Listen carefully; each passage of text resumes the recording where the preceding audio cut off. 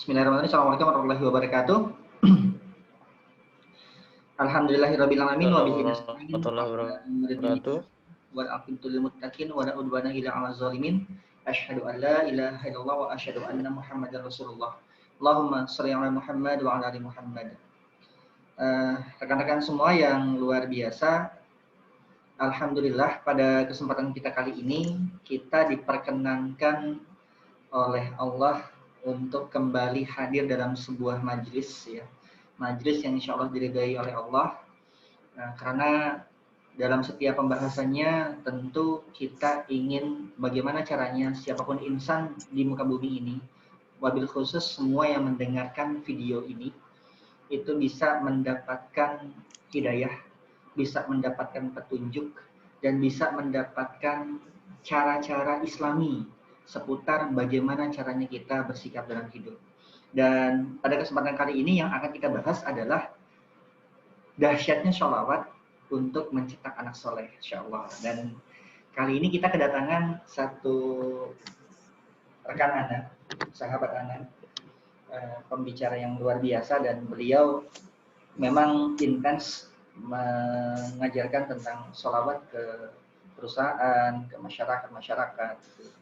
Dan kenapa kita angkat ini? Karena memang fenomena sholawat ini ada yang sekedar sebagai rutinitas gitu ya, tapi juga ada yang meremehkan. Nah, sebetulnya sedalam apa makna sholawat ini? Di samping saya ini ada Ustadz Irwan. Assalamualaikum Ustadz. Waalaikumsalam warahmatullahi wabarakatuh, Ustaz. Alhamdulillah. Antum sehat ya? Kita udah lama nggak ketemu langsung nih. Alhamdulillah sehat. Antum gimana? Sehat, Ustaz? Insya Allah. Iya, udah hampir setahun kalau nggak salah ya, insya Allah. Hampir setahun, betul. Tahu-tahu aneh ada di Makassar ya. Ini Iya, karena setelah dulu antum masih di Bogor.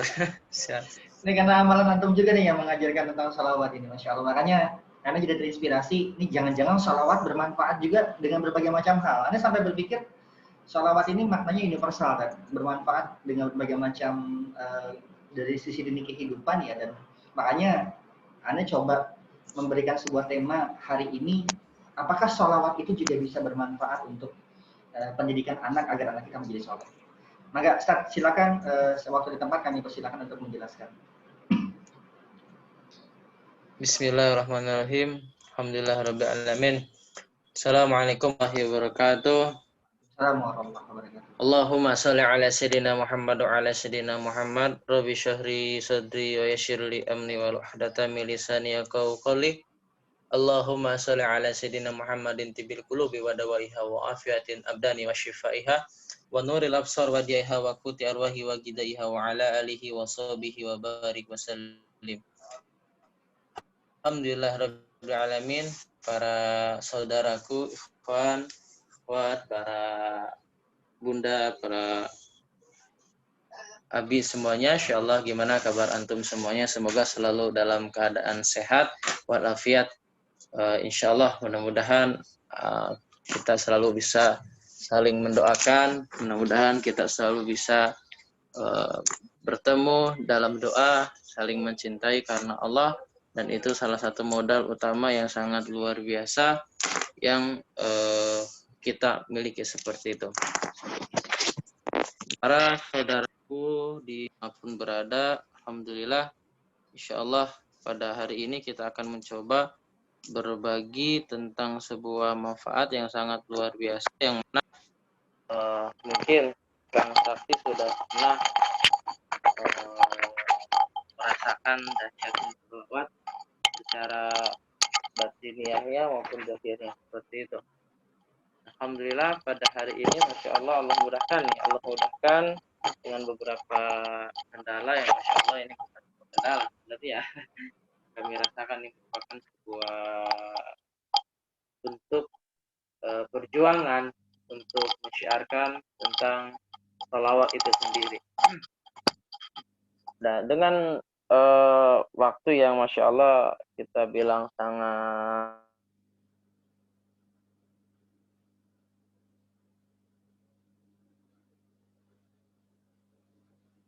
Allah memperjumpakan anak dengan antum, Ustaz.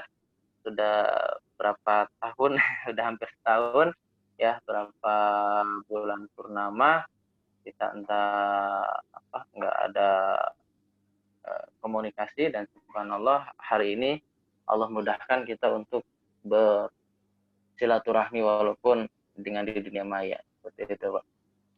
Nah, ngomongin tentang sebuah tema yang masya Allah dasarnya kekuatan sholawat ya untuk membuat anak kita menjadi soleh itu, dan kami yakini bahwa sholawat itu bisa untuk semua hajat kita.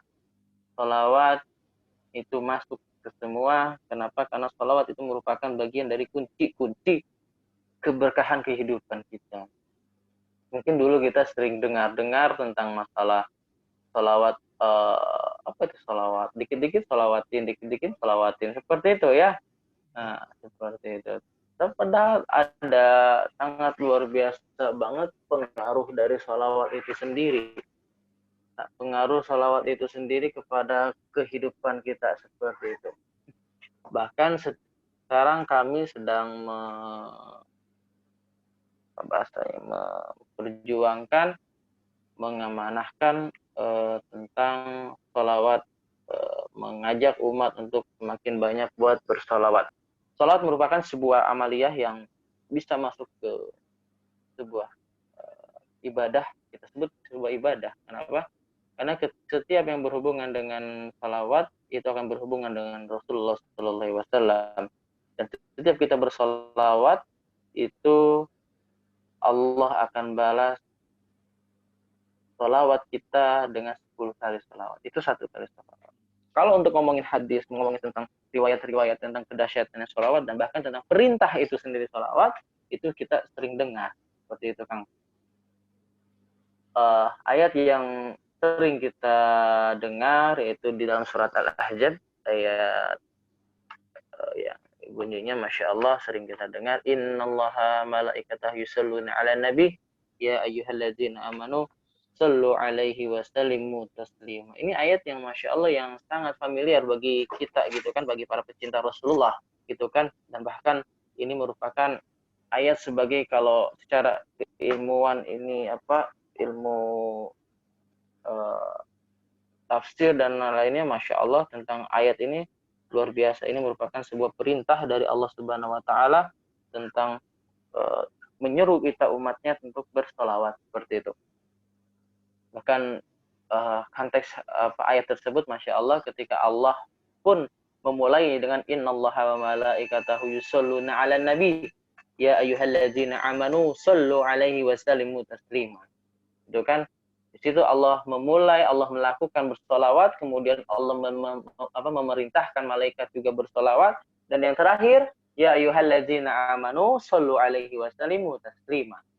Allah menyeru, Allah memanggil orang-orang yang beriman. Ya ayyuhalladzina amanu shallu 'alaihi wasallimu taslima. Wahai orang beriman, bersolawatlah kamu kepada Rasulullah SAW. Seperti itu, Kak. Dan itu merupakan sebuah yang kabar gembira seharusnya seperti itu. Apalagi kita antum semua mudah-mudahan Allah pilih untuk lisannya untuk memudahkan untuk bersalawat seperti itu. Nah, di dalam konteks salawat itu sendiri, apakah bisa untuk membuat anak kita menjadi soleh atau dahsyatnya salawat seperti itu berhubungan dengan keluarga gitu, kita katakan sangat bisa seperti itu. Bahkan Rasulullah SAW pernah mengabarkan bahwa setiap doa gitu kan, setiap doa tanpa diawali dengan sholawat itu doanya tidak tersampai. Jadi diam di tengah seperti itu, tidak tersampaikan. Dan itu salah satu syarat ibaratnya yang kalau kita selalu bilang salah satu syarat doa dikabul yaitu diawali dengan sholawat dan diakhiri dengan sholawat seperti itu. Nah, para bunda dan para abi semuanya, insya Allah, para saudaraku semuanya, kalau kita sambungkan dengan pendidikan anak, ini merupakan subhanallah sangat luar biasa pengaruh dari salawat tersebut. Bahwa kita yakini bahwa kabar dari Allah Subhanahu Wa Taala tentang terkait masalah anak, ya kita selalu kita dengar dari para guru-guru kita, dari para kiai-kiai kita tentang masalah anak yang ada di dalam Al-Quran seperti itu kan, bahwa poin yang akan kita bahas sekejap yaitu tentang bahwa anak itu bisa menjadi 4 bagian bagi kita sebagai orang tuanya. 4 bagian dari untuk kita sebagai orang tuanya. Yang pertama, anak ini akan menjadi seperti apa? Anak yang pertama adalah anak sebagai bisa sebagai menjadi penenang hati, penyejuk jiwa, dan juga bisa jadi sebagai pemimpin orang-orang yang bertakwa seperti itu. Merupakan bahwa kita yang sudah Allah karuniai anak gitu kan, ya Allah, putra maupun putri, itu merupakan sebuah anugerah yang sangat luar biasa dari Allah Subhanahu wa taala, sebuah anugerah yang sangat luar biasa, sebuah amanah yang kalau kita bisa katakan berat gitu kan. Berat kenapa? Karena dalam mendidik anak apalagi di masa sekarang, Masya Allah, luar biasa perjuangannya seperti itu, Ustaz. Dan makanya kita bilang itu anak itu bisa menjadi sebuah anugerah bagi kita, bisa bahkan kebalikannya gitu kan, bisa menjadi sebagai dosa bagi kita gitu kan. Bahkan para ulama kita telah menerangkan bahwa dalam Al-Quran gitu kan, bahwa anak itu dibagi, diterangkan oleh Rasulullah SAW lewat beliau gitu kan, lewat Rasulullah SAW, yang mana Allah mengabarkan melalui Nabi Muhammad SAW. Yang pertama itu anak itu bisa sebagai menjadi penenang hati kita, menjadi penenang hati kita, bisa sebagai menjadi penyejuk jiwa, bisa sebagai menjadi pemimpin orang-orang yang bertakwa. Dan itu dikatakan di dalam ayat surat Al-Furqan ayat 74 seperti itu kan, bahwa ini merupakan sebuah anak akan menjadi anugerah bagi kita seperti itu, anugerah yang sangat luar biasa yang bahkan bisa menjadi penolong bagi kita nanti di akhir atau di padang mahsyar bagi kita gitu kan, di akhirat nanti. Ataupun anak yang kedua ini bisa sebagai hanya sekedar perhiasan dunia. Perhiasan dunia ini dan ini dikabarkan oleh Allah Subhanahu wa taala di dalam surat Al-Kahfi ayat 46 seperti itu, bahwa anak-anak kita itu bisa jadi sebagai perhiasan-perhiasan kehidupan bagi kita seperti itu. Dan amalan-amalan yang kita lakukan seperti itu bisa menjadi anak-anak menjadi sebagai perhiasan bagi kita. Nah, kemudian pun poin yang ketiga itu anak bisa sebagai fitnah atau ujian. Itu kan anak bisa menjadi fitnah sebagai ujian bagi kita seperti itu. Nah, itu pun kabar dari Allah yang mengabarkan kepada kita di dalam Quran surat At-Taghabun ayat surat ke-64 ayat 15 seperti itu. Nah, ini misalkan anak bisa sebagai bisa menjadi sebagai suatu hal yang kebencian bagi kita seperti itu. Dan juga anak juga merupakan di poin yang ketiga ini bisa jadi fitnah bagi ujian bagi kita seperti itu. Dan juga yang terakhir, anak itu bisa menjadi sebagai musuh bagi kita, insyaallah. Dan mudah-mudahan kita semua Allah jauhkan dari poin ketiga dan poin keempat. Dan insyaallah semoga pertemuan hari ini membuat kita menjadi Allah pilih sebagai anugerah anak bagi kita, itu sebagai anak yang bisa memberikan penyejuk kepada kita, bisa sebagai penenang hati kepada kita sebagai orang tuanya gitu. Nah, kemudian terkait masalah hubungan salawat seperti itu, bahwa salawat bisa menjadikan sebagai anak kita menjadi anak soleh. Kenapa? Karena dengan kita bersalawat kepada Nabi Muhammad, maka itu akan menjadi wasilah kita menjadi meminta kepada Allah agar anak kita menjadi saleh. Dan juga dengan mengenalkan Nabi Muhammad sebagai idola bagi anak-anak kita, itu poin yang terpenting yang akan kita sampaikan gitu Ustaz di pertemuan kali ini. Ketika kita sudah anak mendidik kita gitu, orang tua melihat bahwa anak-anak itu sendiri mengidolakan, ketahui seperti itu Ustaz. Anak mengidolakan yang kita ketahui seperti itu. Apa yang si anak itu ketahui, baik dari pengaruh lingkungan maupun apa yang dia tonton, apa yang dengar seperti itu. Nah, ketika kita bersolawat, siapa sih yang kita solawati seperti itu? Yang kita solawati, yang kita selalu sebut namanya siapa? Itu Nabi Muhammad SAW. Dan harusnya kita mulai diajarkan dari dini. Pendidikan guru kami mengatakan bahwa pernahkah kita mengatakan kepada anak siapa sih idola kamu gitu kan?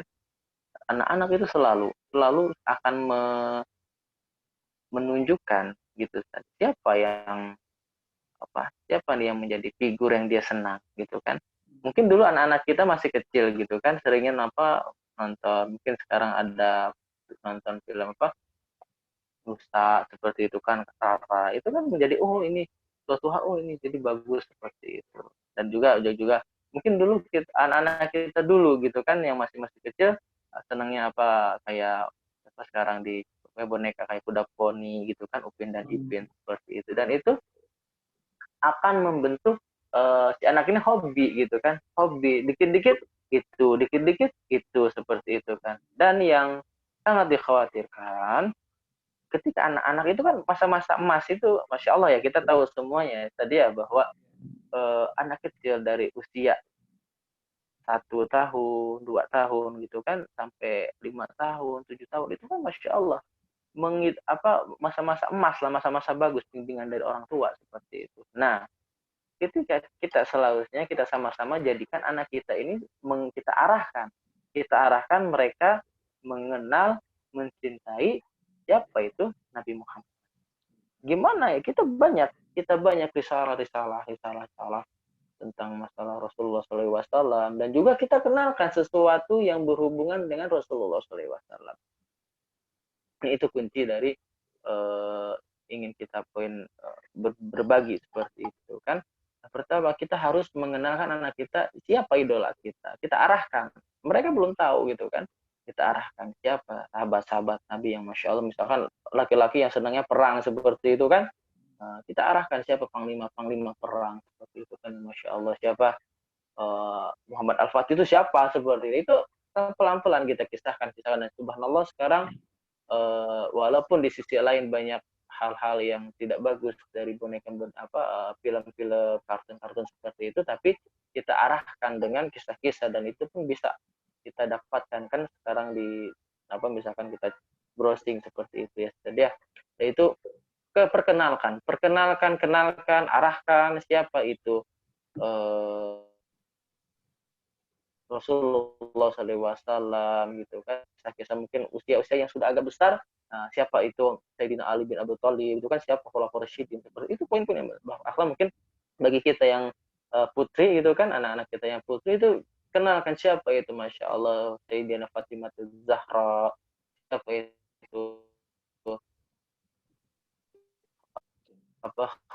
Khadijah gitu kan, isi Rasulullah yang Masya Allah perjuangannya sangatlah luar biasa seperti itu dengan Rasulullah. Walaupun mereka nggak menjadi nabi seperti itu, akan tapi kita kenalkan siapa saja yang berhubungan dengan Rasulullah SAW, maka itu akan menjadi mulia.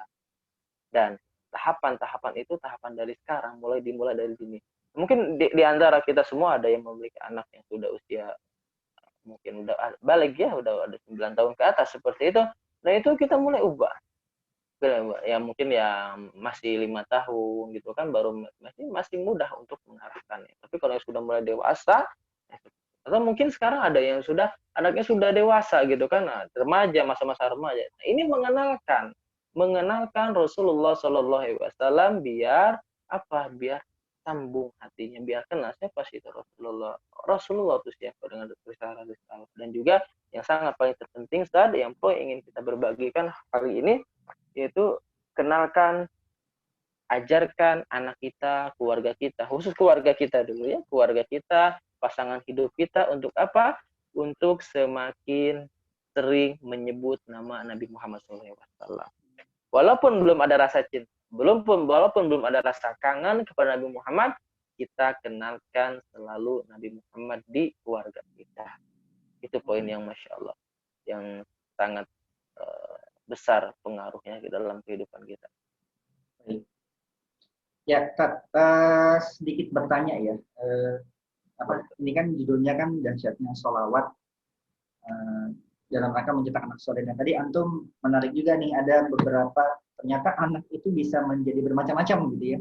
Bisa menjadi penenang hati, bisa penyejuk jiwa, bahkan yang tertinggi jadi pemimpin bagi orang-orang yang bertakwa. Kalau memang orang tuanya sudah terbiasa di lingkungan yang Islami, insya Allah sih untuk hal-hal seperti ini mungkin lebih mudah ya. Nah, persoalannya kemudian, sekarang ini kan di luar bisa dikatakan orang tua agak susah ketika menghadapi anak-anak yang terpaut dengan gadgetnya, kemudian juga susah diatur, kalau pulang itu pulang malam terus gitu kan. Nah, di sini ada nggak peran sholawat ketika anak-anak seperti ini biar bisa berubah gitu, Dokter? Oke. Bismillahirrahmanirrahim. Terkait masa pertanyaan itu, Masya Allah, sekarang ini mungkin banyak ya, banyak. Nah, peran sholawat itu sangat bisa untuk pengaruh kayak gitu. Kita sarankan bagi para orang tua yang mengalami atau yang memiliki anak yang Masya Allah pergaulannya yang tak lepas masih di gadget gitu kan, itu harus kita mulai dari sekarang, mulai dari diri sendiri, dari sekarang mumpung sebelum kecanduannya terlalu berlebih seperti itu. Ada beberapa poin mungkin kita sebagai orang tua yang harus, yang namanya anak masih belum tahu ya tadi ya, belum tahu apa mana yang benar yang baik itu kan, makanya kita sebagai orang tua mengarahkannya seperti itu. Nah, mulai dari sekarang kita buat seperti mengajak dulu untuk keluarga kita semua untuk bisa bersolawat. Misalkan kita mengajak semua, ya mengajak keluarga kita, misalkan pasangan hidup kita satu, yang kedua anak-anak kita gitu kan, untuk bisa mengisi hari-hari untuk bisa bersolawat. Ketika misalkan belum bisa semuanya untuk bisa, minimal kita sebagai orang tua mencontohkan itu untuk bisa bersolawat. Nah, ada barokah tentang solawat itu sendiri. Nah, kalau bisa, yang saya sarankan ketika dengan kasus seperti itu, kita nggak lepas dari yang namanya doa ya. Kita doakan. Kemudian ada poin yang sangat terpenting, hiasi hidup kita sebagai orang tua itu dengan banyak bersolawat kepada Nabi Muhammad. Dimulai seperti apa? Kita punya target, Ustaz. Jadi orang tua, ya Allah, anak sekarang sudah susah banget nih gitu kan diaturnya gitu kan. Nah, gitu kan. Dan kami yakin dengan solawat itu akan ada perubahan di hati anak itu. Gimana caranya? Kita mulai sehari kita sebagai orang tua dulu ya tadi ya, poin yang utama, poin yang kita ingin sampaikan buat orang tuanya dulu gitu kan, untuk mengajak anak-anaknya biar banyak bersolawat. Yang pertama ini, ajak semua pasangan hidup kita untuk sama-sama bersolawat kepada Nabi Muhammad dengan bukan di waktu-waktu tertentu, tapi di setiap waktu. Setiap waktu, Masya. Di setiap waktu, ya, di setiap waktu kita ajak pasangan kita untuk bersolawat kepada Nabi Muhammad. Lebih khusus dimulai dulu dari diri sendiri, misalkan istrinya atau suaminya seperti itu. Berarti ketika lagi masak, lagi masak main sholawat gitu, lagi baca Quran sholawat gitu ya, Betul. Setiap waktu di mana kita beraktivitas, kita pakai untuk sholawat. Nah, itu poin. Nah, tetapi dimulai ada beberapa tahapan, langkah-langkah yang harus kita lakukan gitu kan, biar sholawat dengan maksud dan tujuan itu tercapai, Allah kabulkan gitu. Walaupun ibaratnya semua apapun hajatnya ketika kita doa dan dengan berkah sholawat itu akan dikabul insya Allah, dan pasti akan lebih cepat dikabul seperti itu ya tadi ya. Akan tapi ada poin-poin yang lebih cepat akan segera dikabul oleh Allah Subhanahu Wa Taala dengan tahapan-tahapan yang khusus seperti itu. Nah, tahapan yang khusus ini seperti apa? Kita awali hari kita sepakat di dalam hitungan di dalam kalender Hijriah, di dalam itu bahwa awal hari kita itu dimulai dari maghrib ya Ustaz ya. Maghrib ya. Ya, sepakat kita ya. Nah, di setiap pada maghrib itu kita mulai tanamkan, niatkan di hati kita untuk bersolawat kepada Nabi Muhammad sehari itu. Nah, Sehari. awal maghrib berarti diakhiri nanti sampai sebelum maghrib ya. Oke, oke. Seperti itu. Itu hitungannya sehari ya bagi kita seperti itu. Nah, dengan beberapa poin yang harus kita ucapkan dulu. Jadi kita tadi sampaikan bahwa bersolawat setiap waktu. Ya, bukan di waktu-waktu tertentu saja gitu kan. Tapi ini lebih spesial, kita hidupkan hari kita itu bersolawat kepada Nabi Muhammad. Nah, biar khusus dibarengin doanya seperti itu. Apa doanya? Yang pertama tahapan-tahapan ya, tahapan-tahapan ketika kita memulai ingin kehidupan kita sehari kita untuk pahala, untuk bersolawat kepada Nabi Muhammad SAW. Yang pertama, ketika kita pada maghrib, pada maghrib dimulai, beres kita sholat maghrib, kita zikir-zikir pada sholat gitu kan.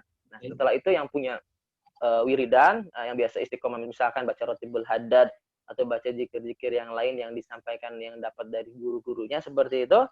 Nah, setelah itu kita mulai meniatkan, azamkan diri kita untuk ya Allah, hari ini saya akan seharian penuh bersolawat kepada Nabi Muhammad. Nah, poin yang pertama yang harus kita ucapkan, satu, ya Allah, niat saya bersolawat hari ini, satu, untuk menjawab panggilanmu. Jadi ini amalan-amalan, Masya Allah, kiai-kiai, para ulama-ulama besar terdahulu gitu kan, salah satu pimpinan pondok, kalau nggak salah saya dapat ijazah ini dari guru kami, ini beliau mengatakan dari kalau nggak salah saya mendengar dari amalan kiai yang kiai dari pondok pesantren Lirboyo, kalau saya tidak salah dengar, mohon maaf. Tapi secara ini kita dapatkan dari guru kami, Bapak Haji Deni, beliau mengatakan bahwa sebelum memulai aktivitas bersolawat, kita mulai satu, jawab dulu, niatkan buat yang pertama, solawat hari ini ya Allah untuk menjawab panggilanmu, seperti itu. Kenapa kok menjawab panggilanmu? Ya, sebelum azan ya berarti ya? Itu setelah azan, Ustaz. Enggak, itu setelah sholat, Ustaz. Setelah sholat. Jadi untuk memulai hari. Jadi misalkan kita mulai nih, sekarang hari Ahad ya. Ya, buat besok nih ya. Senin pada maghrib sekarang Senin ya, misalnya. Nah, kita mulai setelah azan maghrib, sholat, zikir pada sholat, kemudian yang punya amalan istiqomah silahkan. Nah, kemudian setelah itu kita niatkan, ya Allah, sholawat hari ini saya untuk menjawab panggilanmu. Itu poin yang pertama. Kenapa? Karena tadi Allah telah memanggil, ya ayyuhalladzina amanu shollu alaihi nabi. Itu kan panggilan gitu kan. Ya, kita, ya Allah, saya orang beriman nih, saya jawab nih panggilanmu ya Allah. Nah, yang kedua, niatkan, ya Allah, sholawat hari ini saya untuk mendapatkan, untuk memperoleh syafaat Nabi Muhammad SAW. Itu poin yang kedua. Setelah kita menjawab panggilan Allah, yang kedua, kita niatkan untuk menjawab, untuk mendapatkan, memperoleh untuk syafaat Nabi Muhammad SAW. Bahkan para guru kami mengatakan bahwa salah satu ciri kita nanti di padang mahsyar dikenali oleh Rasulullah, yaitu dengan perbanyak siapa yang paling banyak bersolawat kepada Nabi Muhammad. Paling banyak bersolawat. Guru kita mengatakan seperti itu. Siapa yang salah satu Rasulullah mengenali umatnya, itu yang paling banyak bersolawat kepada Nabi Muhammad. Seperti itu. Dan bahkan ada sebuah riwayat yang mengatakan bahwa yang paling dekat denganku nanti di hari kiamat ialah orang yang paling banyak bersolawat. Di sini katakan yang paling banyak bersolawat, bukan yang nyuruh banyak solawat, tapi yang paling banyak bersolawat. Masya Allah, gitu kan, itu sebuah riwayat yang sering kita dengar dan ini menjadi motivasi kita untuk selalu menyebarkan, yuk kita solawat sehari-hari gitu kan, bukan sewaktu-waktu tapi setiap hari, setiap aktivitas kita, yuk kita bersolawat seperti itu.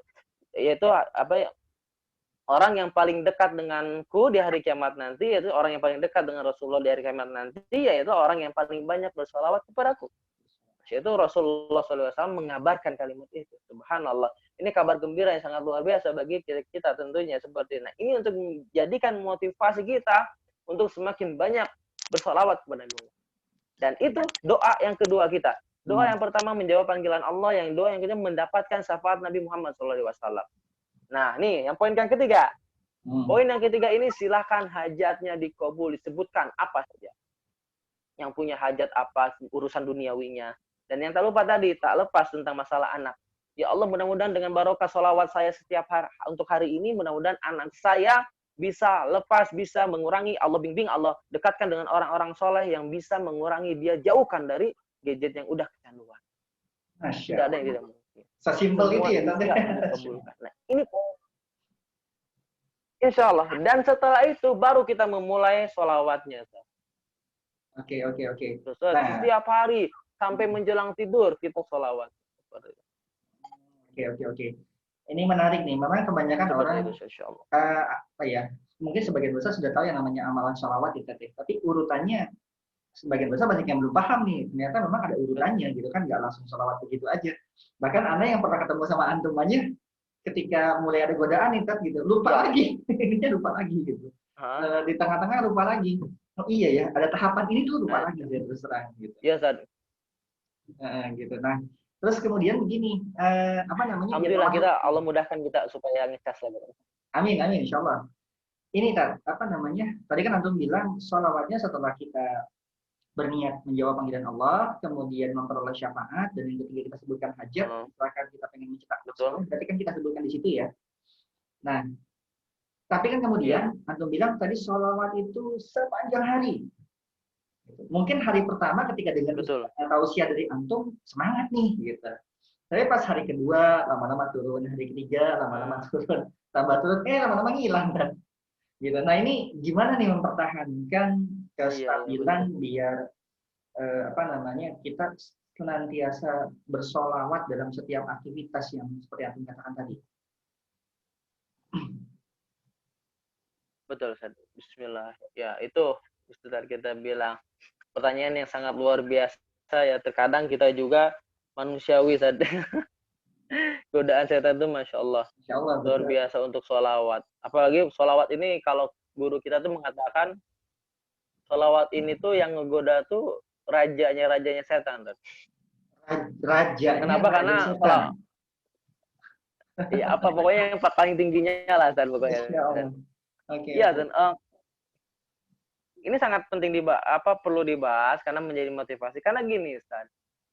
Setiap amalan itu ada kalanya diterima oleh Allah Subhanahu wa taala, ada kalanya tidak diterima. Contohnya, kita sedekah dengan yang ikhlas gitu kan, itu insya Allah akan diterima. Tapi ketika suatu saat, setan itu luar biasa, setahun, 2 tahun, misalkan kita punya istiqomah rutin setiap pada subuh sedekah ya, setiap sedekah subuh misalkan 10.000 gitu kan, 10.000 terus selama setahun, 2 tahun, itu suatu saat ada masalah tuh gitu kan, atau ketemu teman yang ternyata celetus dia sedekahnya lebih gede atau sedekahnya kurang dari kita gitu kan, kita curi akhirnya dengan setan ngomong, wah baru segitu nih saya gitu kan, pada subuh sedekahnya berapa, 10.000 setiap hari, itu kan akan ada rasa ujubnya, bangganya. Nah itu jadi ada kalanya sedekah itu akan hancur tidak diterima, atau amalan-amalan lain tidak diterima. Tapi dengan sholawat, mohon maaf Ustaz, kapanpun, dimanapun, posisi apapun, ketika kita bersolawat itu sudah pasti diterima oleh Allah Subhanahu wa taala. Jadi kenapa kita sampaikan kok setan, raja-rajanya setan yang menggoda, dan kok kenapa kita sering cepat lupa gitu kan, semangat sehari 2 hari sisanya lupa gitu kan, ya karena wajar, setan tuh paling nggak mau. Kenapa? Karena amalan yang udah pasti diterima cuman sholawat langsung gitu kan. Jadi suatu saat kalau misalkan nyampe dan nih kasarnya ya, riaknya aja nih, sholawat itu diterima. Mau pas sombong-sombong sholawat, kamu berapa? Saya 1.000, bes kamu berapa? 2.000, kamu berapa? Kamu gede amat sombong. Itu pun diterima gitu kan. Tapi kan ya masa sih gitu kan, buat amal ibadah pakai riak. Nah jadi itu Ustaz. Jadi godaan setan ini untuk perbanyak bersalat, Masya Allah seperti itu. Nah dengan pertanyaan tadi antum, gimana caranya seperti itu kan, tahap-tahapannya untuk bisa bersolawat gitu kan. Nah, ini ada poin yang pernah anak sharingkan kepada antum Ustaz, bahwa di dalam kita istiqomah sholawat, kita harus tahapannya harus punya niat yang sangat luar biasa gitu kan. Niat yang luar biasa buat menjaga niat kita gitu kan. Ya Allah, kok misalkan seminggu ini udah istiqomah karena melihat misalkan anak kita belum ada perubahan gitu kan, gitu. Tapi kok masih gitu kan, akhirnya lemah gitu kan. Nah, itu pertama niatnya yang kuat kan. Niat kita harus punya yang kuat seperti itu. Iya, niatnya yang kuat biar bisa ya gesekan-gesekan dari bangsa setan itu mengajak kita lalai untuk bersalawat itu terhindar seperti itu, Ustaz. Nah, dengan niat yang kedua kuat dan kita sering tuh dengar kita carilah motivasi para habaib gitu kan, para kiai kita yang menjelaskan tentang barokah, fadilah-fadilah salawat seperti itu. Dan itu Masya Allah banyak seperti itu. Dan kami merekomendasikan di komunitas, kami ada komunitas namanya Camp Sholawat, Zat. Nah itu silahkan di Play Store ada aplikasinya, silahkan download Camp Sholawat, dan di situ semua motivasinya tentang sholawat, video tentang sholawat, fadilah tentang sholawat itu ada semua. Jadi para bunda, para namanya apa? habis semuanya, ya Camp Sholawat. Silahkan CAM atau gimana? CAM, Camp Sholawat, CAMP, sholawat itu di Play Store ada. Ya, CMP, Camp Sholawat. Nah, itu ada insya Allah, dan itu sangat membantu. Kenapa? Karena kita berkumpul dengan orang-orang yang ahli sholawat di sana, Ustaz. Dan itu Masya Allah sekarang sudah masuk ke luar Indonesia gitu, ke ke Asia, bahkan akan memasuki Eropa gitu kan. Masya Allah, ini kita sudah itu di situ latih, Ustaz. Kita dilatih supaya untuk bisa bersolawat sehari-harinya seperti itu. Nah, jadi dengan motivasi itu beres, dapat motivasi kuat, maka kita akan semangat seperti itu. Nah, yang kedua, kita harus punya alat bantu, Ustaz. Alat bantu iya, untuk banyak jarinya cuma segini soalnya. Iya. Jarinya cuma misalnya 10 gitu kan. Kayaknya kalau ngegerakin semuanya betul, Ustaz. Ya, seperti itu. Kita harus punya alat bantu. Apa sih alat bantu yang kita rekomendasikan, yang kita syaratkan itu tasbih. Tapi tasbihnya bukan yang bulat. Ya, yang biasa kan kita punya tasbih yang bulat ya, yang zikir 33 gitu kan, atau yang 99 gitu ya. Nah, itu boleh dipakai boleh, cuman untuk sehari-hari kita sarankan menggunakan tasbih digital. Seperti apa? Seperti ini, Zat. Oke. Ini seperti ini tasbih digital ini. Nah, ini mudah dan ringan buat kita pegang. Ya, mudah dan ringan buat kita pegang. Di motor bisa, gitu kan? Sambil sapu-sapu bisa seperti itu kan? Apa di aktivitas apa yang nggak bisa selalu ada tangan tasbih seperti ini, gitu kan? Nah, ini usahakan para bunda dan para bapak tuh punya tasbih digital namanya. Sebut tasbih digital. Banyak modelnya. Sekarang ada yang dicas, modelnya ada yang seperti kayu gitu kan. Nah, intinya apa? Ini jangan lepas di tangan kita, Zat. Nah, ini motivasi yang sangat luar biasa yang selalu kita sampaikan. Jangan pernah melepas tasbih digital. Kenapa? Kalau udah lepas dengan kita dimasukinnya lagi susah. Kalau udah lepas sekarang naruhnya di mana gitu. Nah, itu salah satu godaan setan, Zat. Makanya tuh di rumah anak itu sendiri, di rumah anak sendiri tasbih ini Masya Allah, Zat. Ya Allah, di mana kita stok tuh kalau tasbih belum lupa, belum rusak gitu kan. Nah, itu kan masa kalah dengan baru hilang, mau rusak, mau beli rusak seperti itu kan. Nah, jadi itu tadi yang poin yang kedua, jangan simpan tasbih selalu ada di jari dan di tangan kita itu. Dan yang poin ketiga, kita manajemen waktu. Waktunya kita manajemen seperti itu. Baik. Itu poinnya, insya Allah mudah-mudahan. Dan solawat yang pendek saja, Zan. Solawat pendek, jangan. Kalau membaca solawat Ibrahimiyah seharian, ya kan kita tidak bahwa solawat yang paling besar derajatnya, pangkat tertinggi dari solawat itu solawat Ibrahimiyah. Oke. Ya, solawat apa Ibrahimiyah yang sering kita baca, yang sholat gitu kan. Nah, itu sholat Ibrahimiyah seperti itu. Akan tetapi kita sebagai buat memenuhi target, kita bisa menggunakan memakai sholawat Ibrahimiyah, akan tetapi tidak full dibaca gitu kan. Nah, ini ada 2 sholawat yang kami rekomendasikan kepada para bunda, para abi, masya Allah, yang ingin menghidupkan hari-hari bersalat Muhammad wa ala sayyidina Muhammad gitu kan, sampai beres gitu kan, fil alamina gitu kan. Nah, itu yang panjangnya. Nah, tapi kita sarankan sampai yang pendek saja untuk target ya. Ini untuk target biar seharian full. Kenapa? Karena kalau kepanjangan pun kita masih biasa nih gitu kan. Kita kelas-kelas yang keimanan kita belum tinggi orang-orang soleh gitu kan, masih merangkak menjadi selalu yang terbaik. Terkadang kalau yang udah dikasih yang panjang-panjang udah capek gitu kan, akhirnya malas gitu kan. Seperti itu. Nah, ini kita sarankan yang pertama menggunakan sholawat Ibrahimiyah, cuman yang pendeknya nggak full tapi pendek, maksudnya Allahumma sholli ala sayyidina Muhammad. Ya, ini segitu aja udah yang kita sarankan. Allahumma sholli ala Muhammad. Boleh itu Allahumma sholli ala sayyidina Muhammad, sewaktu-waktu kita tambahkan wa alihi wa sahbihi wasallim, atau setiap hembusan nafas kita ditambahkan, atau sejak kita ngambil nafas wa alihi wa sahbihi wasallim, biar semua wa alihi wa para sahabat dan para keluarga juga kita sholawat seperti itu.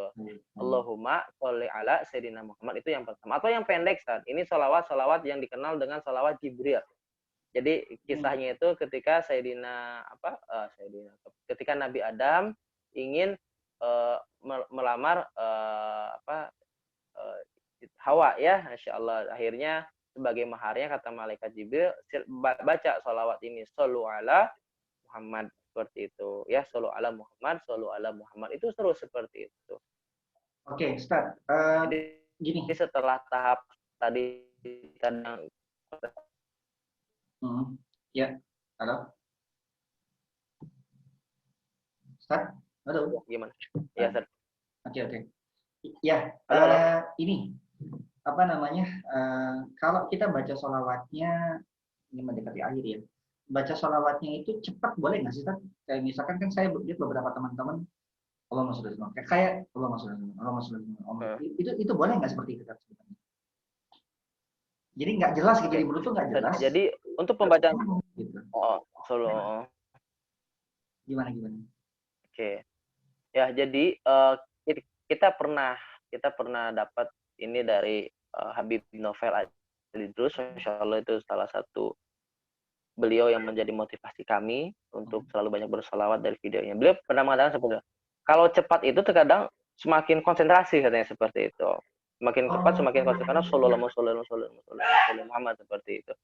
Gitu. Jadi memang bagusnya ya kalau tartil pelan-pelan seperti itu. Tapi terkadang ketika kita hati sudah terbiasa, Ustaz, ketika hati kita sudah terbiasa, lisan kita sudah terbiasa, mungkin orang lain dengarnya cepat, gitu kan. Akan tapi karena mulut kita sudah terbiasa, Allahumma sholli ala sayyidina Muhammad, Allahumma sholli ala sayyidina Muhammad, dan itu kan secara biasa itu akan menjadi cepat, Allahumma sholli ala sayyidina Muhammad, Allahumma sholli ala sayyidina Muhammad, Allahumma sholli ala sayyidina Muhammad. Dan mungkin orang yang mendengar kita kayak kecepatan. Itu ngapain itu kan mulutnya kok gitu doang. Gerendeng sendiri gitu ya. Iya, ketika lisan kita dan hati kita dan pikiran kita sudah nyambung, Allahumma sholli ala sayyidina Muhammad, itu akan sudah terbiasa dan itu masuk pahala, diperbolehkan. Jadi perkataan dari guru mulia kita itu diperbolehkan seperti itu untuk sholawatnya yang cepat gitu kan, Allahumma sholli ala Muhammad, seperti itu pun itu pasti insya Allah akan diterima gitu kan. Dan satu amalan yang Masya Allah gitu kan pasti diterima seperti itu, Sallallahu Muhammad. Dan juga kita pernah bertanya kepada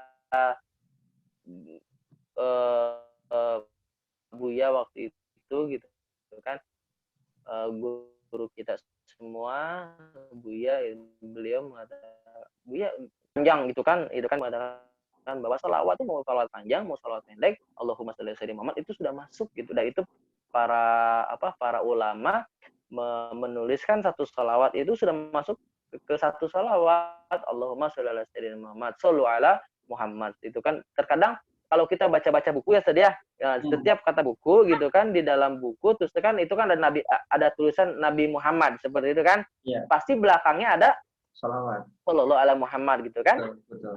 Iya, sholawat. Nah, itu kan sholawat pendek. Itu kan dan itu kalau secara kita bacanya udah terbiasa itu kan baca menjadi cepat gitu kan. Nah, itu kata guru kita itu masuk ke dalam hitungan satu sholawat. Satu sholawat yang kita ucapkan Allah balas 10 dengan berkah, masya Allah seperti itu. Jadi dengan pertanyaan antum apakah boleh? Boleh kan? Boleh dengan salawat dengan cepat ya tentunya karena sudah terbiasa gitu kan. Biasanya kalau yang belum akan pelan-pelan seperti Allah Mas. Kalau dalam hati kalau antum gimana? masya Allah ini kan boleh saja, boleh. Hati dan lisan kita gitu kan. Gitu. Hitung pakai apa kan? Iya seperti karena itu sudah terbiasa. Oh, okay. Ya, jadi terkadang ini kita pernah, masya Allah gitu kan, kita melihat guru kita sendiri, yaitu Wabisul Buya Yahya seperti itu kan, kita tuh selalu melihat jarinya beliau itu nggak pernah diem. Jadi jarinya beliau itu nggak pernah diem. Jarinya beliau itu selalu bergerak gini. Iya, betul. Nah itu jarinya, ya. Itu kita belum tahu apa maksudnya dulu ya. Dan ternyata masya Allah kita dapat informasi itu Buya itu sedang berselawat. Itu misalkan kita masya Allah kan sedang mijit Buya gitu kan, kita melihat Buya diam gitu kan, mulut Buya juga diam, tapi jarinya seperti itu.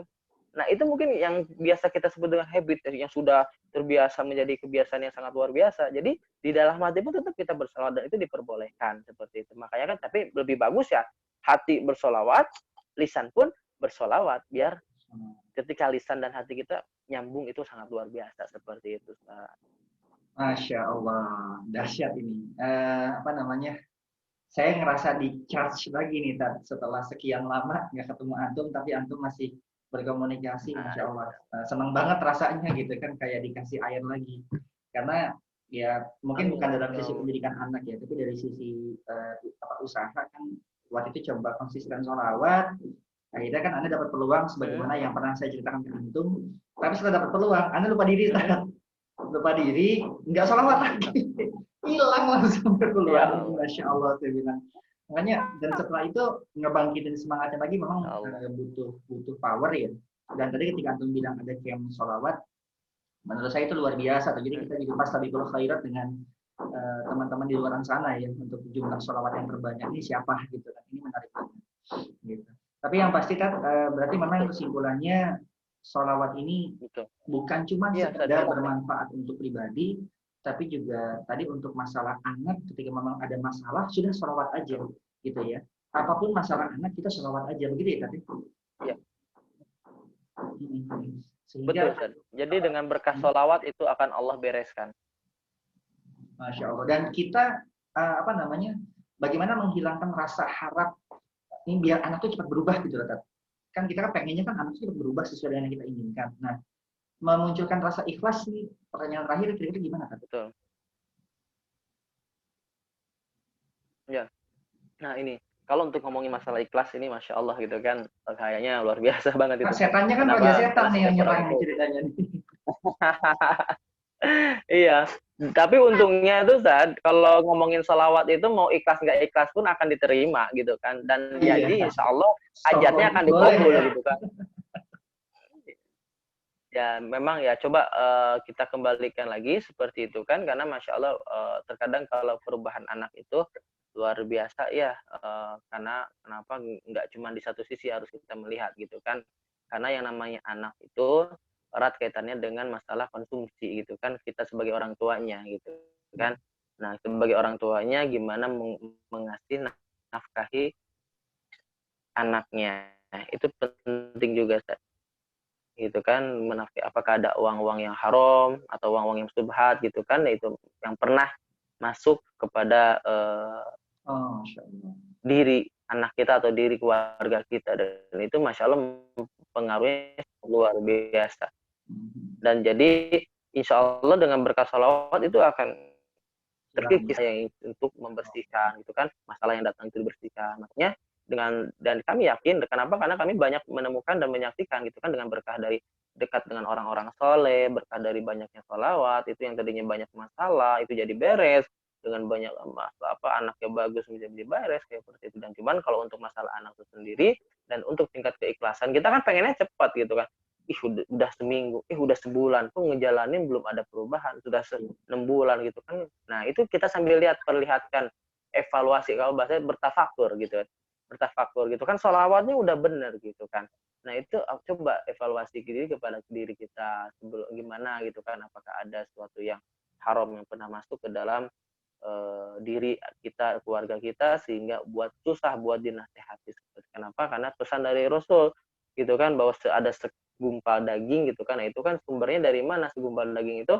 Dari sesuatu makanan yang masuk kepada kita gitu kan, dia akan menjadi darah akan menjadi terus menempel di daging atau di kolbu kita, seperti itu. Jadi untuk memperjuangkan ikhlas itu terus aja husnudzon kepada Allah, dan itu sambil kitanya bertafakur gitu kan, dan itu insya Allah ketika kita bertafakur, mungkin banyak salah kitanya seperti itu akan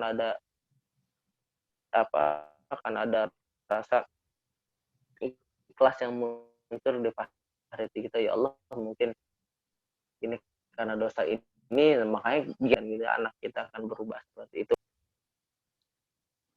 Baik Kak, Masya Allah, Alhamdulillahirrahmanirrahim.